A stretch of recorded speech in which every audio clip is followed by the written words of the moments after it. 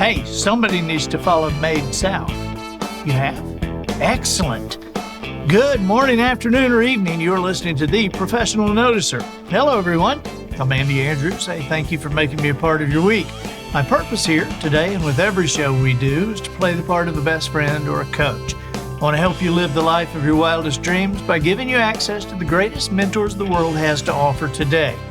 This week, The Professional Noticer is sponsored by WisdomHarbor.com.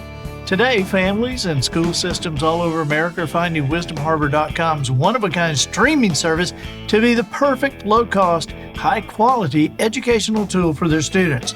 Wisdom Harbor's stated responsibility is to create the next greatest generation, starting with your hometown and your school system. For less than $3 a month per teacher, classrooms have access to original content only found on WisdomHarbor.com that teaches, entertains, and builds character in young people while creating conversations between young people and the adults in their community. Utilizing video, audio, and the written word, content is delivered in small bites by Grammy winners, CEOs, comedians, chefs, best-selling authors, and Hall of Fame speakers. There are even guitar lessons from an award-winning songwriter. Check it out today and join your friends and neighbors who are already part of WisdomHarbor.com. And isn't it time your schools got involved? WisdomHarbor.com, creating America's next greatest generation, starting with your hometown. What a great Christmas present. Observations and answers, that's what we do here on The Professional Noticer, and as you know, we love it when somebody comes to the table with both. This week we have a very special friend of mine, a guy that I have grown to love and appreciate more than you could know. He is a man of 1,000 talents, a man of 1,000,000 skills, a man of 1,000,000,000,000 observations, and he has a few answers too. One of my favorite stories about this guy is how he met his wife. He knew her in high school. He was dating two of her friends, a fact that she was not real happy about. And one day she stuck her finger in his face and said, "I don't like you, Christopher Thomas." And he was smitten. He knew that was the woman he was going to marry. And he did. Now, how long have you been married, Chris? Oh, man. Andy, first of all, my wife's going to kill me when she does not like when I tell that story. She doesn't like the dating her two friends part. Well, then you shouldn't put it in your bio, I know. I forgot that I Christopher did that. Thomas, ladies and gentlemen. I forgot that Chris is the CEO, founder, runner, workshop chairman of Made South. And you've seen Made South in Garden and Gun. You've seen it. This has become quite the brand. We do a lot of things. We do fun things. I don't like to do things that I don't have fun doing. So and tell me how Made South. First, maybe explain. Just a short explanation about what is Made South. So we started as a subscription box business. So I love the South. I love makers. I love artisans. I love the chefs, distillers. I love artists, the people who are making really fun and interesting things here in our region. And so I was trying to figure out a business that I could launch that would shine a spotlight on those people. So we started as a subscription box business back in 2014, where we would find these people who are making awesome things and we would buy their products, repackage them in a box, and ship them out to hundreds of subscribers across the country, people who care about the South and care about small business the way we do. So that's how we started. We only did that business for about 3 years. We kind of evolved it into an event production business where we create our own events that bring all of these makers and creatives together in one place. And we've been creating events for nearly 10 years now. Wow. Yeah. But then that's even involved, we've gotten into cocktail mixers. We've got a sticker business. We do some advertising.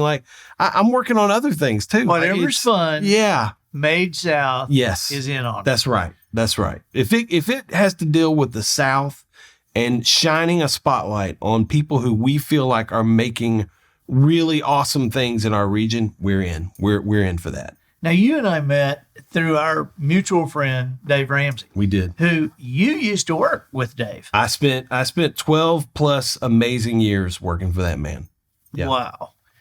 Wow. And I love him to death. One of the greatest experiences of my life. And Tell me about going in and telling him you were leaving. Yeah. This might be hard. I told this story to a friend of mine 2 weeks ago, and I started crying when I told it. Okay, well, don't cry. Just I'm going to try hard. But, I spent 12 years there. If you cry, if you cry, Matt, get a close-up of him crying. Okay, go ahead. Crying is not a sign of weakness, Andy. But I spent 12 years there. He gave me, when I went to work for him in 2001, I was 23 years old. I was a college dropout.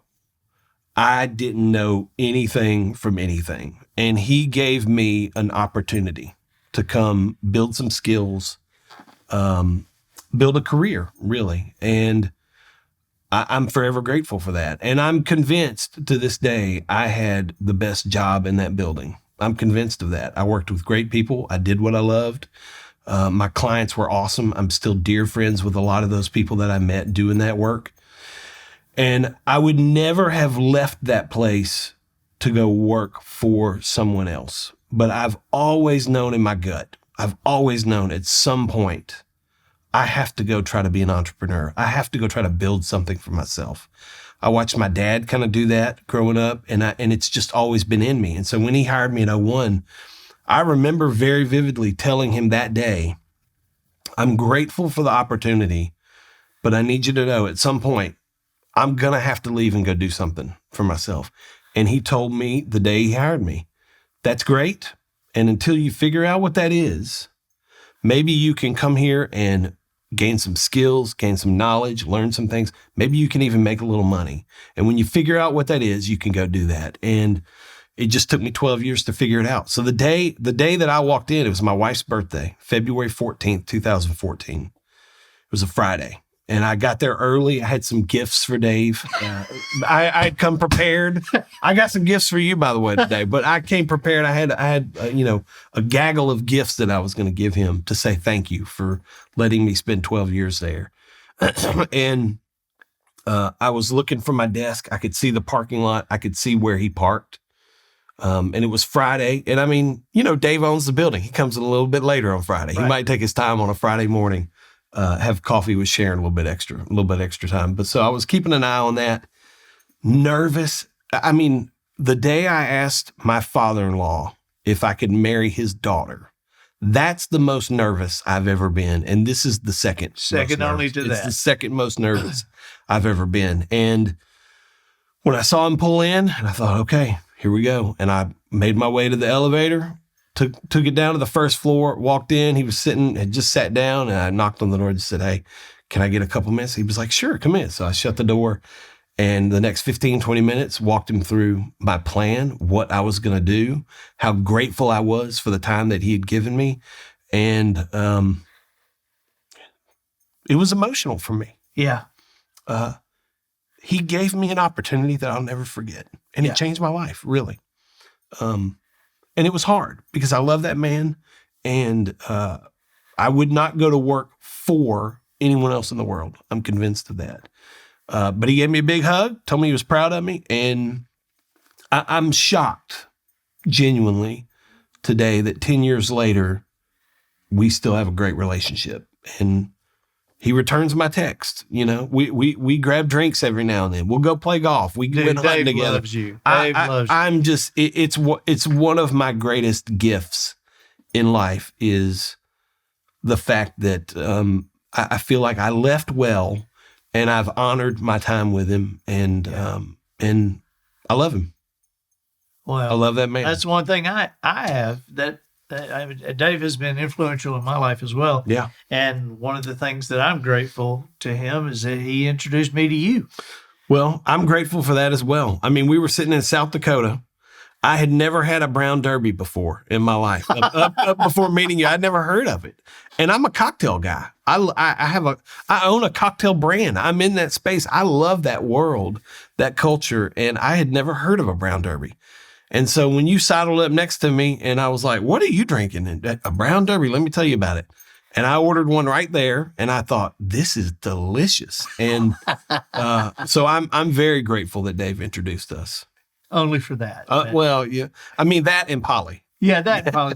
Now you know Polly. Yeah, which you gotta like Polly better than me. So what is it that you did to start? Yeah. How did you implement your idea about Made South and briefly go over the subscription thing? Yeah. But then how you segged into what it is now? So I knew that I wanted to start something. I had no idea what it was. I had a couple of counselors in my life. I still see them to this day. And so I started going to one particular counselor. His name is Jeff Helton, an ex-pastor of mine. Awesome man. And yeah, so I started seeing Jeff. I'd go see Jeff once, maybe twice a week. And I remember walking into his office and just saying, hey, I've decided to make the leap. I'm ready. And we had set a timetable for 6 months out. So we decided in August of 2013, okay, it's time for me to go make this leap. I was just feeling it every day. Like, I need to go build something. And so we decided to make the leap February 14th, 2014. It gave us about 6 months to plan. And so I thought, okay, I can figure this out in 6 months. I know enough people who are smarter than I am. I can talk to those people, figure out what I'm going to go do for the rest of my life. And let me interject here. Absolutely. Having worked with Dave for more than a decade and knowing how Dave works with his employees, I'm sure that at that time you were debt free and you had some backup saved. So you had 6 months. Yes, absolutely we did. But the prospect of the prospect of or the idea that I'm going to walk out of this place and not have a guaranteed paycheck, which at the time, I mean, Dave was very generous to me in my comp plan, and so I was highly compensated at the time, and the idea of that going away, that was scary. Yeah, and it was scary more so maybe for my wife, who just has this extra security gland. I'm a little bit more of a risk taker than she. But this is a common story between entrepreneurs. Oh, the more people who I run into who take this leap, I can't think of one who doesn't have this as a thread in their story. All right, so keep going. Yeah, so I knew that I had 6 months to plan. So there were some kind of tactical things like, we turned off our 401k. We stopped, we aggressively saved over 6 months to put as much cash in that account as we could, because we knew there would be some lean months ahead as we started trying to create things. But then I started seeing Jeff aggressively. I would sit down with him once, maybe twice a week. He helped me identify what I'm good at and what I'm passionate about. And he helped me identify how those two things intersect. And to this day, it's kind of my bullseye for anything I do. It has to involve the South, which is something I'm very passionate about. It has to involve makers, artisans, small business, something I'm very passionate about. And it has to involve connecting, storytelling, branding, ideas, marketing. Those are the few things that I'm good at. I'm not good at many things, but the things that I do have to intersect what I'm passionate about and what I'm good at. And so Jeff helped me realize that. He gave me homework. Sitting down, I want you to talk to 10 of your friends, ask them, what do you feel like I'm good at? What do you identify as, what gets me excited? When you and I have lunch, what do you see that lights my eyes up? And having those conversations helped me identify. I'm passionate about the South, I'm passionate about small business, and I'm good at these things. So what can we create that intersects these two things?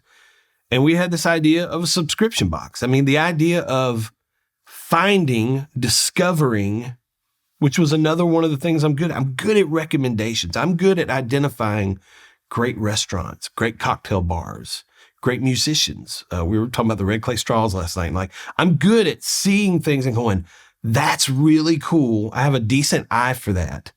And when I find something I love, I'm really good at telling a bunch of people about it. And I'm not the person, and I never want to be the person, that if I have a bad experience, I'm the guy on Twitter going, this was the worst. You'll never hear. I just won't tell people about it. Right. But I'm not that negative person who's out there. My flight was delayed. American Airlines, you better do something about it. I'm not the person doing that. But if I love something, few things. There's a restaurant in Black Rabbit, or a restaurant in Nashville called Black Rabbit. It's not the most popular place in town, but it's awesome. And when you go there, the food is delicious. The drinks are delicious. The atmosphere is awesome. The story behind the building is great. The people who work there and run it are fantastic. I'm going to tell everybody about Black Rabbit in Nashville. If it's something like that, I love shouting from the rooftops and recommending things. Yeah. So I take my recommendations very seriously. And so I was like, okay, I'm good at discovering things. I'm good at connecting with these makers and artisans who are creating things that I think are really cool and developing relationships with them. What can I do that tells their story to more people? And I was like, okay, what if subscription boxes were hot at the time, 2012, 13.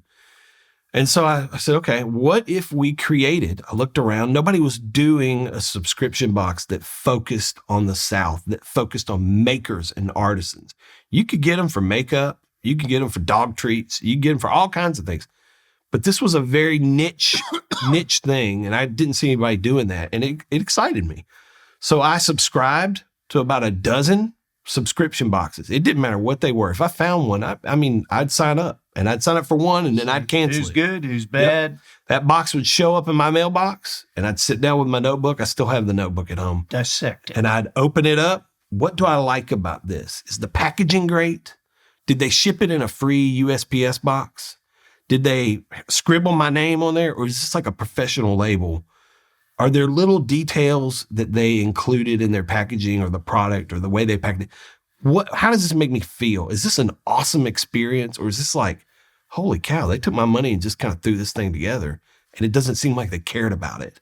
And so I made all of those notes, and we started thinking about, okay, man, maybe we could do this. And so what if we bought candles from this maker? What if we bought letterpress note cards from this maker? What if we bought chocolate bars from this maker?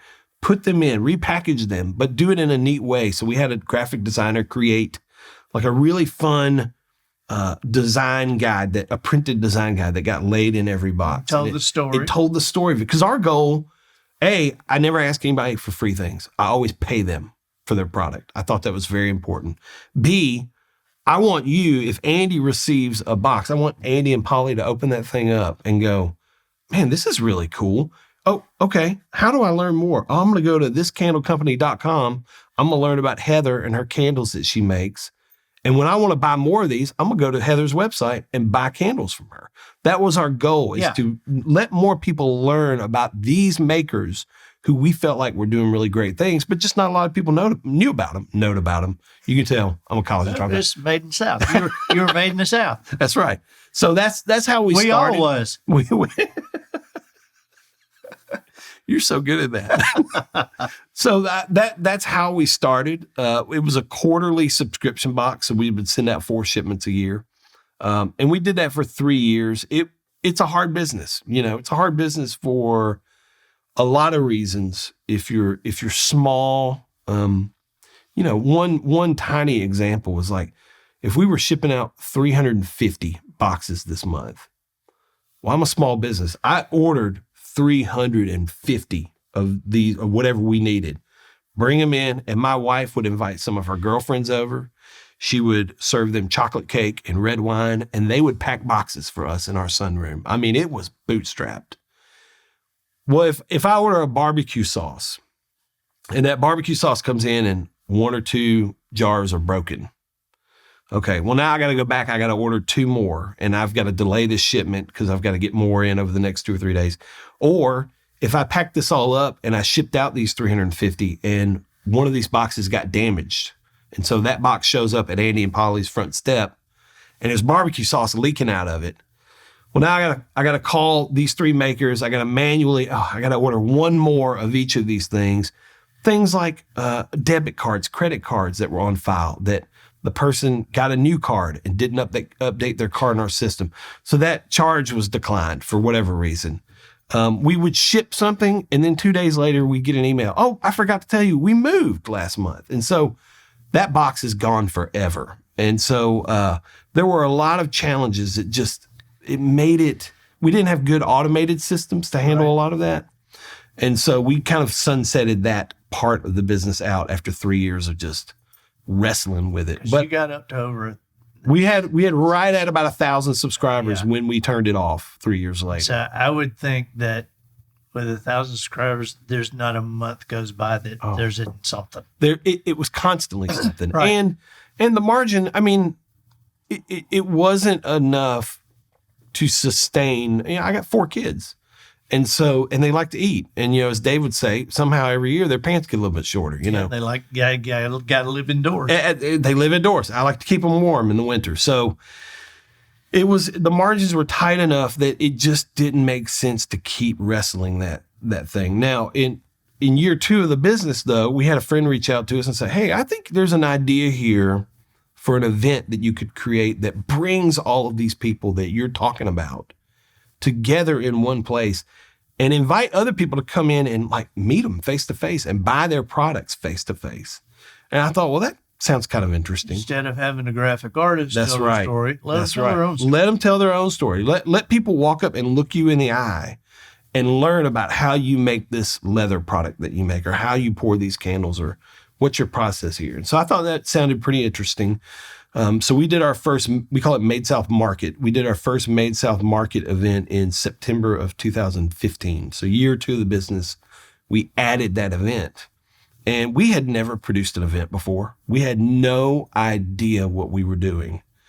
But we pulled it off. We worked on it for about 9 months, and we pulled it off, and we had a couple thousand people show up at our very first event in the middle of a field in Franklin, Tennessee. And you charged them. We did. We charged them. You didn't just say, hey, we got a craft fair. No, we don't run craft fairs. Right. Craft fairs are great. I am all for them. This is high end. It's a different thing, and we were very intentional about that, and we got a lot of hate about it early. Really? Oh, man. Really? What? Like how? Yeah. Well, hey, I love disasters, so tell me. And this would emotionally, in 2015, this would emotionally wreck me. Yeah, sure. For 2 to 3 weeks. But after that event, 2,000 people came out to that first event, and I bet you we got 30 emails in the week following, people saying, I can't believe you would charge me to come shop. You're just taking money away. That's money I would spend with those people, but I'm not going to come to your event because you're charging me $20 to get in. And dude, I'm going to tell you, my wife walked me through this process of, she's so much smarter than I am, but she said, you're going to have to emotionally budget for these emails from now on, because I was depressed. That's for a 2 good weeks. way of putting it. Oh, to emotionally budget yes. for what is going to happen. Well, and our friend John Acuff talks about this idea that 2,000 people came to this thing and had a great time, and I got 30 people who said, "How dare you charge to let me into this thing?" And so I didn't pay attention to the 1,970 people Chris, who had a great time. That is human nature. That's human nature. It's that one let me tell you a person. story. You know the the pitcher Jim Palmer that pitched for the Orioles, Hall of Fame. And I was playing golf with Jim Palmer one day, and I said, what is the most, I think the quality of our answers is determined by the quality of our questions. You ask good questions, you get good answers. And so I don't like to ask people, where are you from? I mean, I'll ask that, but I want to get some deeper. And so I asked Jim, I said, in your career, what was a moment that was most confounding to you, that it kind of disturbed you and got on you and you had to figure it out and shake through it? He said, well, it was actually after my career when the time had elapsed for him to go into consideration for the Hall of Fame. Yeah. Now, he was a lock. I mean, everybody knew he was a lock because he was going to get in the Hall of Fame. And so he said this was before cell phones and this kind of stuff. And so we knew when they were making the decision. And so I had my dad, my mom, my wife, my children, and we all went out to dinner at this real fancy restaurant. And the maitre d' was aware that the call was going to come there and he was going to bring the telephone to the table. And so he said, as the night went on, it got a little tense because it's like they're not calling. What's happening? Shouldn't they have called by now? And he said, but finally the maitre d' came to the table and had the long cord stretching from somewhere and had the telephone on a tray. And he said, Mr. Palmer, we have on the phone for you the Baseball Hall of Fame directors. And so, he looked around the table. Here we go, so says, hello. And the voice said, Jim? Yes. He said, this is the director of the Hall of Fame. And I want to tell you, congratulations that you have been elected to the Baseball Hall of Fame on the first ballot. Wow. What a moment. And he said, and furthermore, you were elected to the Hall of Fame by 92% of the voters. It's the highest first ballot percentage that has ever happened in history. Jim said, and all I heard was 8% didn't vote for me. Yeah. 8% didn't think I was good enough. Yeah. Did I do something to them? Did I make them mad? What could I have done? And he said, it totally destroyed me. He said, but I did that to myself. And so you're describing, that's what happened. You had thousands of people here, and just 30 of them discombobbled. Well, I tell you, I remember that feeling. It has faded over time for two reasons. Number one, I think we have gotten better at being very open and communicating that when we put on an event, it's not free, and it's not free for a reason, for multiple reasons. So we've done a better job at communicating that.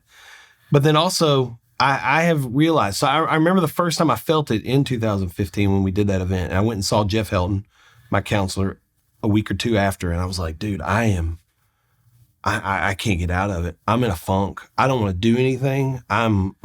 This has wrecked me, these 30 emails.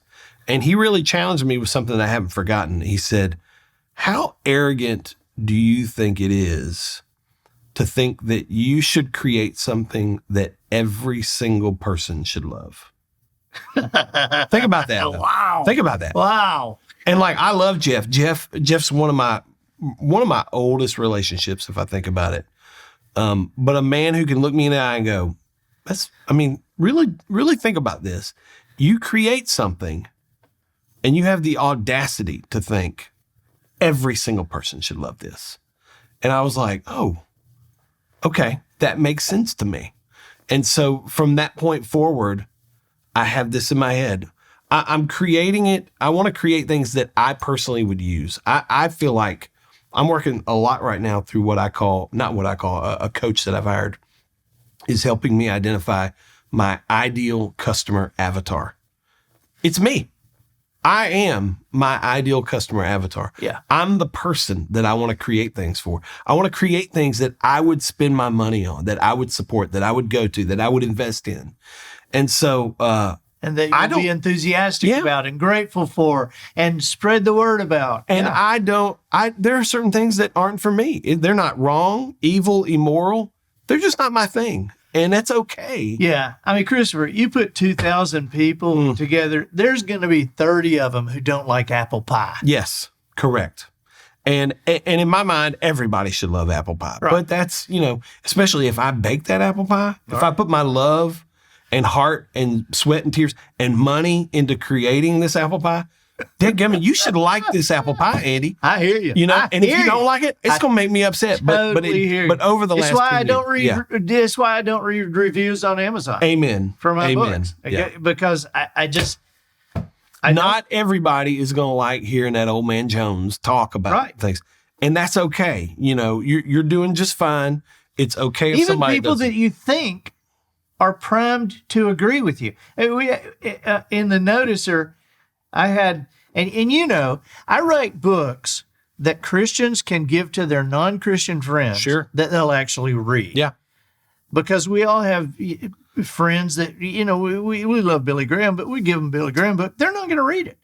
And so I write books that Christians can give to their non-Christian friends that they'll actually read, that will create a conversation between Christians and non-Christians. Yeah. And the reason is because I don't believe anybody ever opened any book anywhere and said, okay, I accept Jesus. Yeah. There had to be a person involved. There had to be a conversation involved. And so if you can, the more conversations you can have, the better it is. And yet, I had a review on Amazon when the noticer came out that said, I noticed you didn't notice Jesus. You didn't notice Jesus in the book. I'm like, golly, these are my own guys. Yeah, that's funny. But that whole, creating the subscription box, launching the event, which kind of felt like throwing a party for a living, which we love to do. We love to entertain at our home. It ignited in me. I'd always felt like I'm an entrepreneur. I'd felt that in my gut. But man, starting something from nothing, taking an idea that just lived in my brain and creating it and making it come to life and but allowing other people want to interact with this. That was addictive pretty early on. And it's been this thread that I've been pulling. I love to start things. I love to launch things. I like newness. I get excited about talking to I've noticed this in the last couple of years. I've been doing this for 10 years. Well, what does my next 10 years look like? Am I going to be running a cocktail mixer brand? Am I running a sticker? We have a sticker business. That's awesome. Am I going to be selling stickers in 10 years? And I figured out, no, I'm not. It's kind of like, getting weary from the 3 years of boxes. I'm not a good long-term operator. I'm just not. I've had to be really real and candid with myself about what I'm good at and what I'm not good at in this entrepreneurship space. I'm not good at being a long-term operator. I'm really good at starting things. You're an excellent instigator. I love that. Ideas. Whether it's mine or somebody else's, I can look at something and go, oh, and what if you did this? I can kind of help make it better. I'm good at launch. I'm good at giving energy and excitement to new things. Energy, excitement, yes. enthusiasm. Yes. See, I've got you pegged, Chris. Oh dear. I know what kind of kid you are in school. This will be interesting. You and I were the same kind of kid in school. Because I would bet you get this. Do people ever ask you, were you the class clown in school? I was maybe not the, I know, but I was people definitely, think of you as I was definitely goofing off. I got kicked out of my high school chemistry class for lighting a beaker directly on fire, opening the gas valve, disconnecting the rubber hose that ran to the beaker, I guess, the flame, and then lighting that valve directly on fire, and it singed my lab partner's eyebrows. Andy, I'm not kidding you. A flame shot out from here to that wall. Vroom. And my chemistry teacher turned on her heels and looked at me. Get out! Screamed. I'm sorry for the audio on that, but screamed at me to get out. It was like I was goofing off, doing stupid stuff. Okay, so let me explain yourself to yourself a little deeper. Because you're describing, this is exactly me in high school. That's exactly me. But I thought later, when people would say, oh, you were the class clown, I that didn't seem to fit with me. Yeah. It didn't seem to fit. And I realized later, and I think I can help you realize this, you and I were not the class clowns. We were the class wit, because the class clown is the guy who runs naked across the football field in freezing weather in front of the entire stadium. That wasn't me. We were the ones who talked him into doing it. Maybe. Yeah, I think I could be guilty of that for sure. Your enthusiasm. Come on, this is a great idea. Listen, man, one of my best stories that I have in my hip pocket from my high school years, the girl that I was dating, her dad punched me in the mouth one night.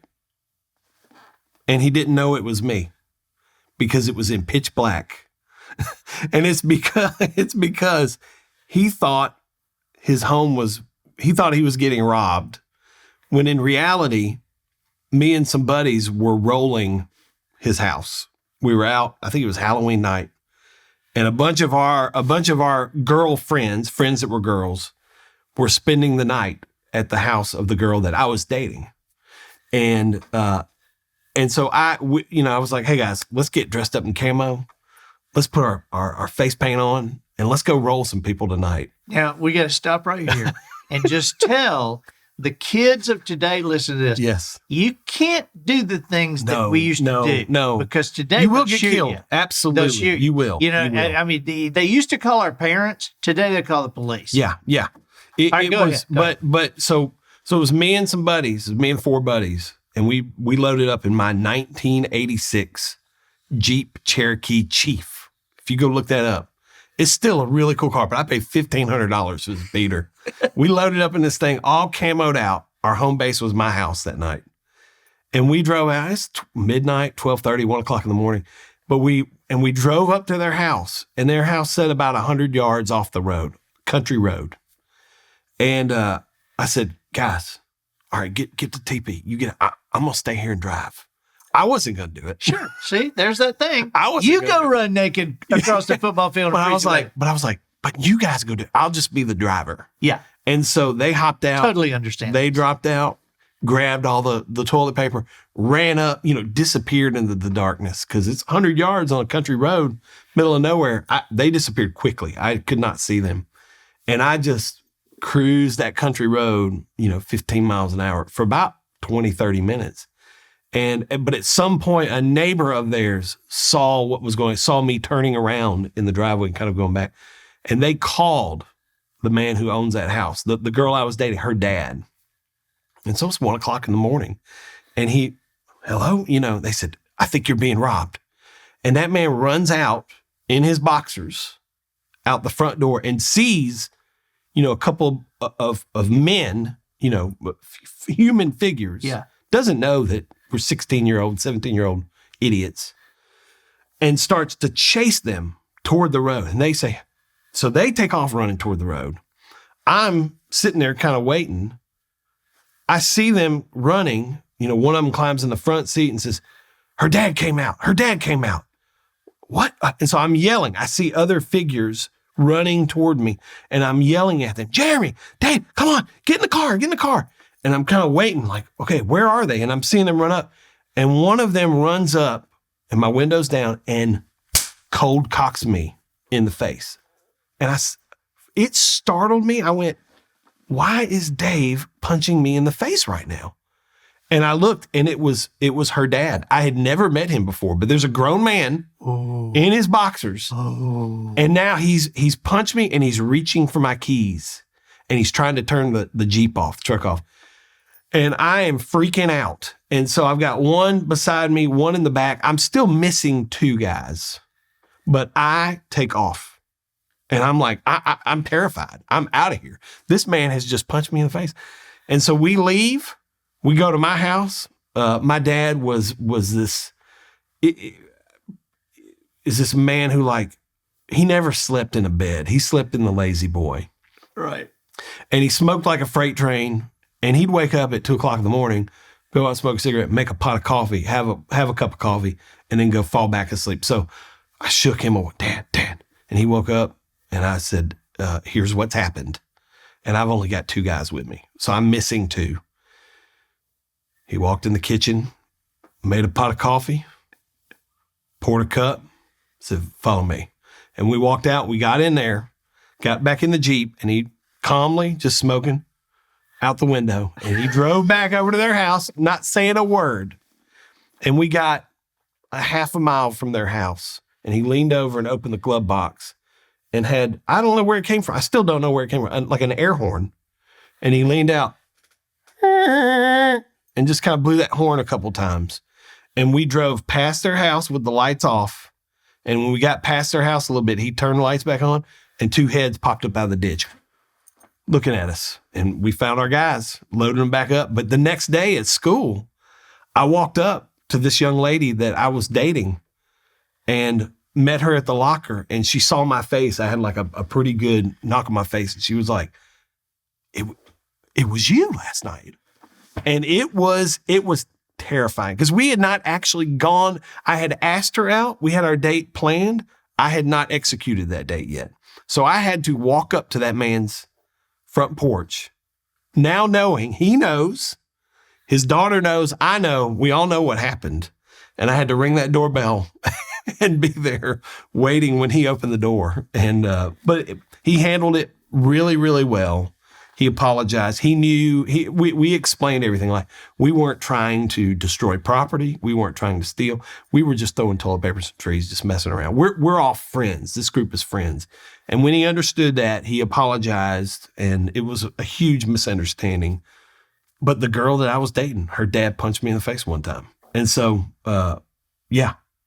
I don't even remember what even brought that story out? Dude, this is a gold medal story. But what even prompted that? I don't care. We've got a gold medal story on our podcast. This is great. Oh, what prompted it was you saying the kind of person that you would wanted to market to was the kind of person like you. And I said, let me tell you the kind of person you are. So I wasn't the one who was up there rolling, but I was like, hey, let's go do that. See, and I'm going to be the driver. And see, I know that so well. Yeah. I got that reputation so firmly that I called one of my best friends one night, and I'm telling you the absolute truth. I called one of my best friends one night, and I said, hey, tomorrow's Friday night. I've got an idea. And he literally tomorrow's Friday night. I've got an idea. He said, don't make me do this. And I said, what? He said, please, don't make me do this. He's powerless. Oh, yeah. He's powerless. Because he knows. He said, told me later, he said, you could say, hey, let's get on scuba diving gear and go swim in the sewer control pond. And he said, after you got through talking about it, I'd go, that sounds good. Yeah. Don't make me do this. He knew he was going to be powerless to your idea. So when you got over the tragedy of these people that didn't like. Yeah. First of all, I got to ask, I think I know, but I got to ask, why do you charge? Well, I'm convinced, I think it's Dave who says, and maybe it's not original to him, but people don't read free books. You give them a book, hey, you should read this. That thing most likely is going to sit on a bookshelf and collect dust, and they're never going to crack it. Who gave you my books? Dave. and how long did they sit in your? 20 years. 20 years. Hey, I'll be the first. I'm telling you, like, I've known of you because you would come when I was there. You would come do the Wednesday devotional from time to time, and Dave would always be very kind, like, hey, we're going to be giving away Andy's book. Everybody's going to be getting a copy. Those things are still sitting on my bookshelf at home. So Dave gave you free books, and he told you people don't read free books. I still haven't cracked those books. When I read The Noticer and oh my goodness, I'm blanking on the Traveler's Gift, which I'm making my 3 oldest kids read right now. I bought 3. I did buy 3. You didn't read it for 20 years, but by God, you kids are going to read this. But the thing is, I went audiobook because I thought, and I sampled it. I thought, if Andy's reading this, now knowing you, if Andy's reading it, I'd prefer audiobook. I want to hear how he tells these stories. And so that's genuine. I told you last night at dinner.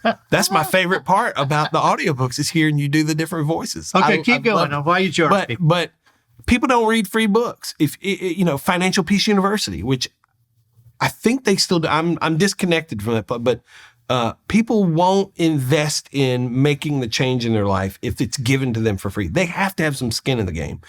It's a shopping event, Main South Market, which right now we only do a holiday market. It's every year before Thanksgiving in Franklin. Our goal for that event is that we want people to come to it, meet these makers, and we want you to do, very clearly stated, do all of your Christmas shopping with these people. Don't go to Walmart, don't go to Target, don't shop on Amazon. Come here, meet these people who are trying to build small businesses. Look them in the eye, connect with them, hear their story, and spend your money with them, not out here. And so we charge an admission fee because if we open it up to everybody, and we hear this from the makers and artisans who participate in this event, if we open it up and didn't charge an admission fee, we get way more people coming in. Sure. But those people are going to take up space in your area. They're going to sample your food or whatever. If you're a food maker, they're going to eat a lot of samples. They're going to maybe ask some questions, but I call them tire kickers. And it doesn't mean they're all going to be tire kickers, but something free. I don't want a bunch of tire kickers. I want people to come to this event. And if you're willing to spend $20 to walk in the room to a shopping event, you're the type of person who I think is dedicated to the mission of the event, which is to support these people who are trying to build their livelihoods. And not only that, for that $20, you're providing food, entertainment. Well, so it's a little bit different. We have a Friday night VIP night that is more than $20. And we do have some chef friends that we bring in for that. We'll always work. I told you we have some distillery friends. I told you last night. Right. And so this year we partnered with some friends of mine who own a distillery in Franklin. We used their bourbon and their vodka in the cocktails for the Friday night VIP night. And so we had a brown derby on the menu Friday night. Wow, really? Yeah. Oh, it was fantastic. People loved it. But so Friday night, the VIP night, there's definitely food, drinks, live music, things like that. Saturday is largely just a shopping event. Now, a lot of those makers are food focused, so they're going to be sampling some things. You're going to get to try a lot of different things, but there's not necessarily food to be eaten on site on Saturday. So that's a $20 ticket price. Gotcha. But yeah, we still want people. We don't want tire kickers. I want somebody who's going to come in and they're on board with the mission of the event, which is I'm going to come spend a ton of money with these people. Paying $20 to get all your shopping done in one place with quality stuff. And it is fun. We do make it fun. We will have some music. I told you, we've got a friend of mine, Paul Dingler is his name. Paul is a Forrest Gump impersonator. And he's been at every single Made South Market event we've ever done since 2015. And he shows up and you would swear you're talking to Tom Hanks in that movie. And he's dressed like it. He's wearing the Nikes and the white suit. He's got a suitcase. And we'll put him on a park bench and let him just interact with customers as Forrest Gump. And we'll give him things to put in his suitcase that he can pull out and give away to people as like to surprise and delight them. And it's one of my favorite things that we get to do is see Paul interact with people because they love it. They absolutely flip for him. So we make it fun. On the show notes, I'm not going to make you explain all the ways that people can get in touch with you, but on the show notes, we will list everything we have about how to get in touch with you. You do a podcast, and I'm still waiting for my invitation to guest on your podcast. Can you give it to me? Andy, would you like to formally accept an invitation to be on my podcast? I would love to have you. That's a yes. Okay. Thank you. All right. So that's done. I mean, we have a brand focused on fun Southern stickers. It's in about 2,000 stores across the country. You can buy our stickers in. We have a cocktail mixer business. I'm working on my next 10 years. I'm convinced of this, Andy. I have figured out what my purpose is. Wow. This is the first time. I have never really known. I mean, I've known the things I like to do. If it involves the South, small business, makers, artisans, that's what I like to do. It's never felt purposeful to me. But I have just in the last few months identified what I want to spend my next 10 years doing. And that's encouraging, helping, advising other entrepreneurs. I've figured this out. Not when I say figured it out, I don't mean I've got it dialed in and everything, but I've had to solve problems that I never thought I would have to solve. I had no one teaching me, helping me, guiding me, assisting me on how to make a leap from a really comfortable corporate job to being a solo entrepreneur on my own out there just trying to figure it out and make it happen. I've made so many mistakes and learned so many lessons, and I want to. It's probably the most exciting thing I get to do now is if someone reaches out to me and says, man, I'm a healthcare executive and I make X number of dollars a year. I'm very comfortable. I've been doing it for a long time. I'm good at it, but I'm dying every day I come into this building and I have an idea, but I have no idea how to go make this be a thing. Can we get coffee? I love sitting with that person for an hour and going, there is a different way. Corporate jobs are not evil or wrong. Some people were made to do it and they love it and they thrive in it. Other people, it is killing them inside, but they can't even conceive that a different life is possible. Right. And I love meeting those people and going, it is possible. And here are some things you can do to start taking steps to making it a reality for you. Because today, God bless Dave. I love him to death. I love the mission of that company. I love his work. It was not for me anymore. I am much more fulfilled today doing what I do than I was then. You know, Dave's work, I understand what you're saying. Yeah. But an observation about Dave's work is Dave's work has freed hundreds of thousands of people, if not millions, to pursue entrepreneurial dreams, of which you cannot pursue those if you're deep, deep, deep in debt. Absolutely. Yeah. So, at your age, in your mid 40s, you're very blessed to have connected with what your purpose is. I think there's people who, Thoreau said, most men live lives of quiet desperation. Yeah. And I think that is because most men live lives without understanding their purpose. Yeah. And so let me ask you just a final question. What is great about being an entrepreneur? I think everybody automatically knows what's not great about it because it's you. You're responsible for everything, and the money you make, the money you don't make, and it's you. So everybody knows that. But what's great about being an entrepreneur? 3 things to me come to mind. I had no idea you were going to ask that question, but as you were asking, I was going, okay, man, this is a good one. 3 things come to mind. Some of them are maybe a little more obvious than others. For me, sitting here 10 years, having just made it work, and by the grace of God, I've not had to move my family under a bridge in Orange Beach, Alabama. He's been good to me. He's provided for 10 years. I did that before I had a family. I knew there were some realistic things from the noticer that I thought were real about your life. My time freedom now is tremendous. It is. I am not an infinitely wealthy man. God has provided, but I'm not sitting on a stockpile of cash.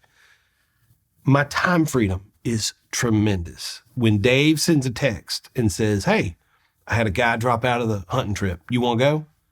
It's in 2 weeks. I look at my wife and I go, hey, this sounds like a lot of fun. She goes, go do it. Take 5 days off. I didn't think about work. I checked in just a little bit here and there. My time freedom is tremendous. And I'm convinced, it's so cliche, it is our most valuable asset. When my kids have a baseball game, I'm there. When I eat dinner at the dinner table with my wife and kids nearly every single night. Now, we got some older kids who are working, doing babysitting, different things like that. For the most part, I'm sitting at that dinner table with my wife and kids. And you're not just eating, you're there. I'm there. I don't travel unless I want to. I'm here. I told you in Potley last night. Like, I'm not trying to make you feel special because I know you already feel special.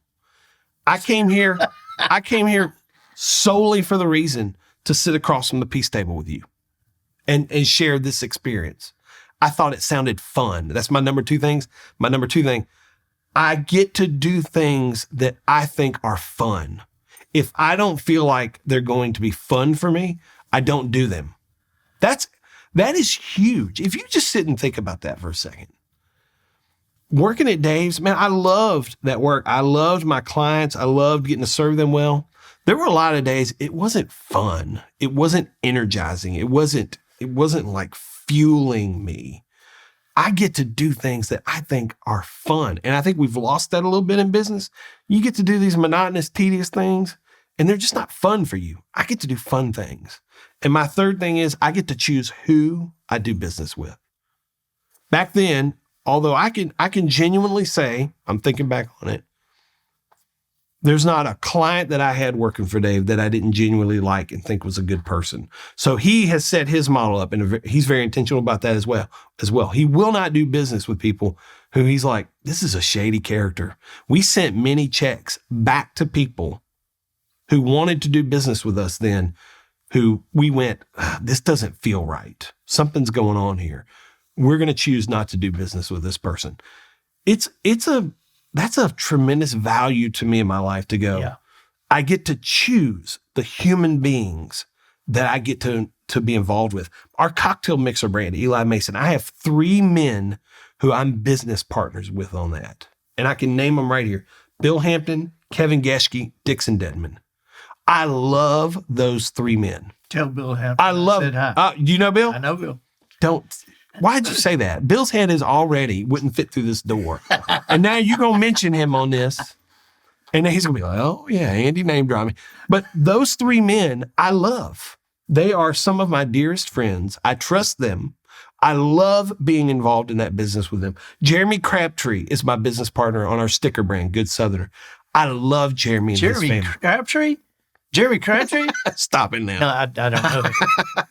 But Jeremy and his wife, Lauren, they have 4 kids that live in Cookeville, Tennessee. We met them at Pine Cove Family Camp in 2018, hit it off, and created this little brand that has really become something.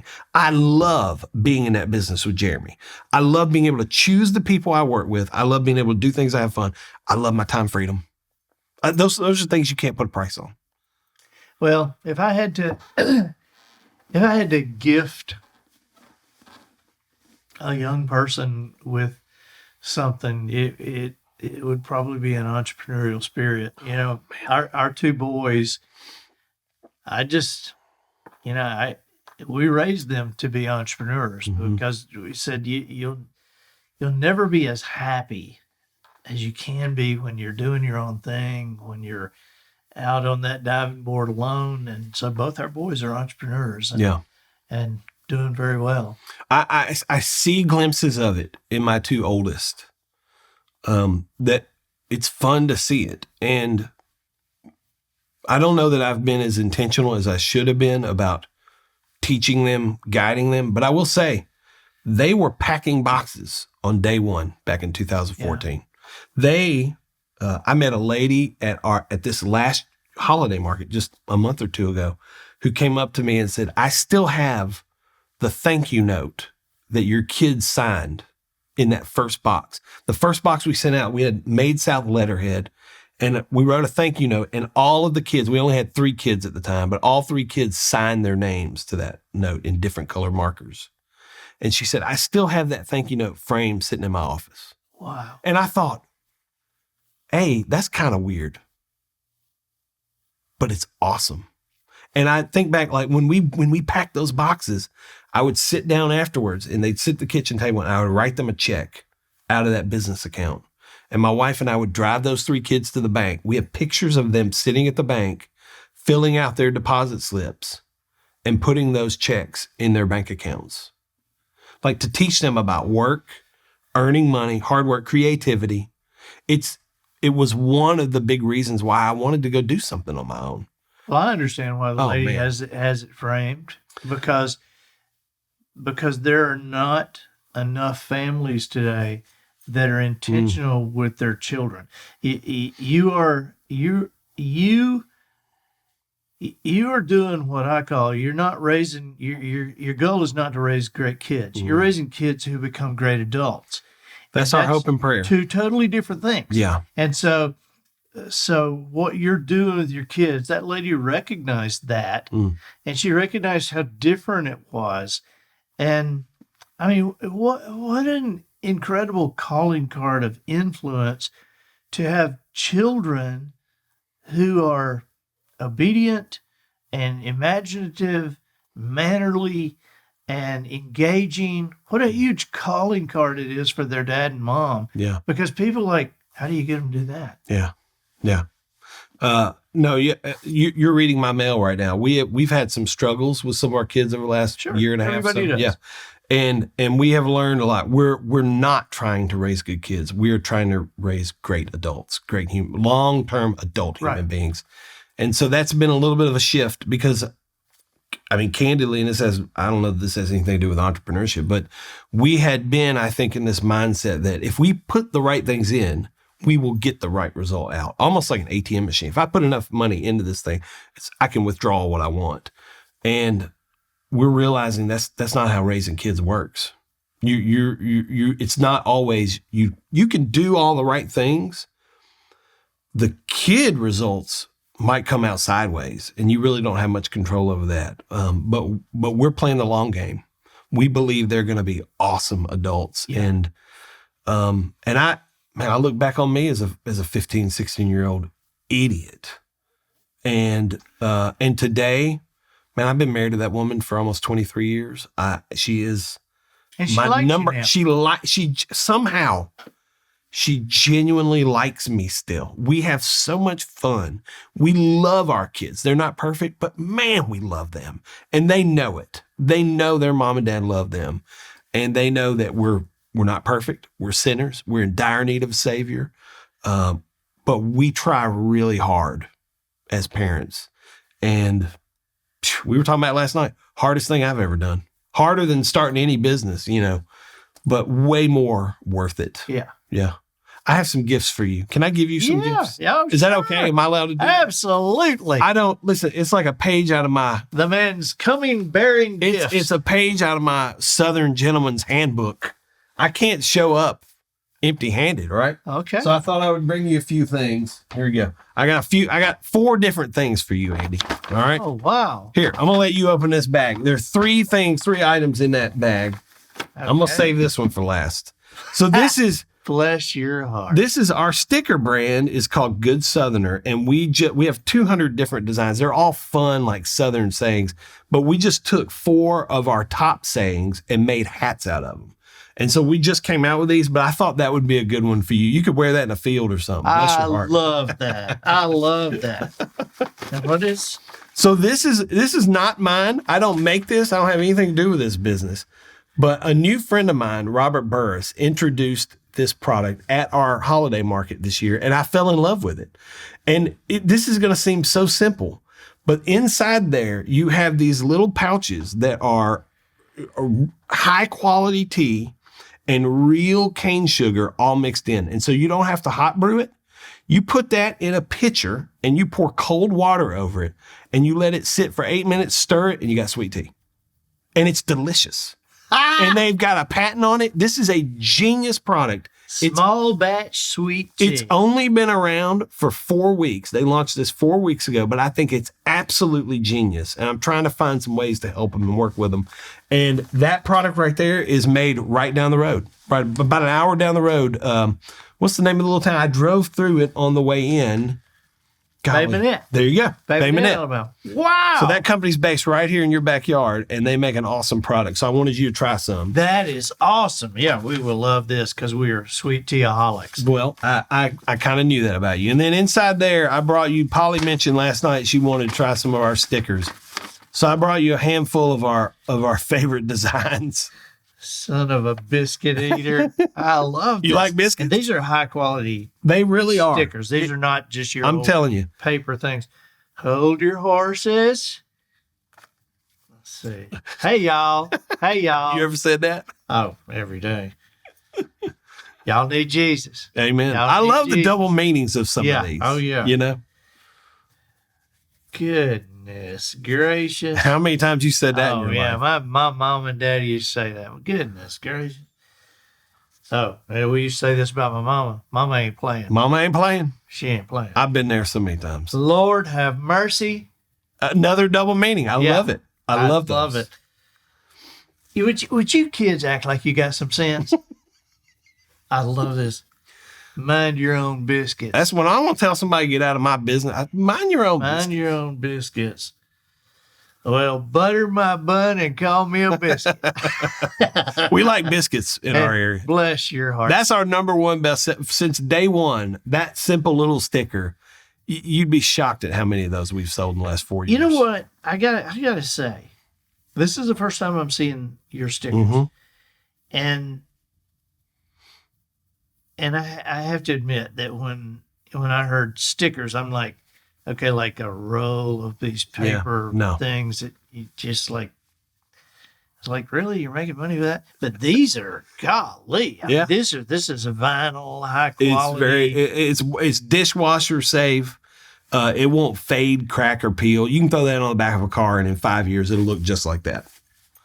You put it on your coffee mugs, your laptops, your ATV, your cooler. Like, people slap those stickers on everything. They're fun. And then here's the last thing I brought you, okay? I love these. Thank you for this. So you were talking about that hunting trip that we went on. So I had this idea when we were there. I was like, man, that was just a special time for me. You know, you're all, I don't want to say the old guys, but all of you guys on that trip. All of us are older than you. You're older than, I was the youngest guy on that trip, and I was the newest guy on that trip. And I was genuinely surprised at how welcoming everybody was. You know, you always hope that the people you see are going to be nice, warm, kind, welcoming. But that's really what I got. Every one of you guys. Right. Because there were several people that you have probably watched for sure. Henry Cloud, Willie Robertson, absolutely, Dave, and like, Henry's Andy Marshall. Henry and I are talking about golf, and he's like, I told him I'm struggling with my putter. Well, go get your putter. So Henry's giving me putting lessons, and I was really struck with the kindness and just being invited into that group. It was a very special trip, and I'm excited that I get to keep going on it. But I thought on that, I was like, I'm going to have something made for these guys that kind of, just honors the trip a little bit, something they can remember the trip by. So I got you this. I don't know which end. Here, you want to open it with that end right there. So try that right there. Okay, let's see. You're going to have to fiddle with it a little bit. Matt's going to have to edit this part out. Like, no, Andy can't crack the code on this box. Well, this is why, this isn't a TV package. You know how they have the TV presents? Yeah. There's like a little tab. I try to get something fairly easy. This tab would tear my fingernails off, Chris. Here, you need a knife? Will a knife help you? I guess. Here you go. Try that. If I don't cut myself with it. All right. That's a sharp knife, Andy. That So is don't. Sharp. Yeah. Yeah. All right. Oh, that makes me nervous. You coming back towards you with that thing. Whew. There you go. There you go.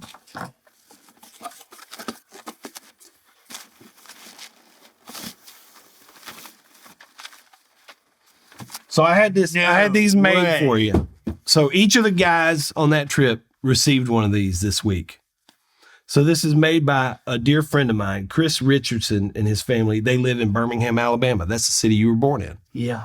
And he runs this brand called Richardson Axe Works that he custom makes these beautiful axes and hatchets and things like that.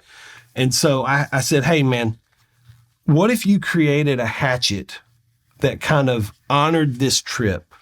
What would that look and feel like? He said, well, listen, we got to have blaze orange on there.